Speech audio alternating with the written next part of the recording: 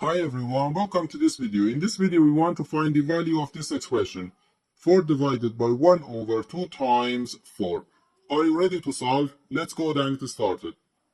First we do this multiplication 1 over 2 times 4. 2 divided by 2 gives us 1 and the 4 divided by 2 equals 2. So here we have just 2. And the 4 divided by 2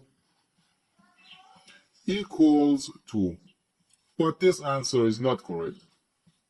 Because according to the order of operations, multiplication and division have equal priority and you have to work from left to right.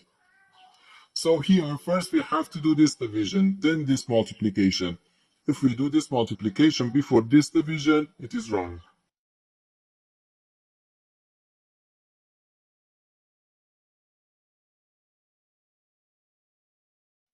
So first we have to do this division, 4 divided by 1 over 2. According to the KCF rule, K stands for keep, C stands for change, and F stands for flip. We can write keep the first fraction, change division to multiplication, and flip the second fraction. So we have 4 times 2, and here we have times 4. 4 times 2 gives us 8, and 8 times 4 equals 32. And this is our final answer to this problem.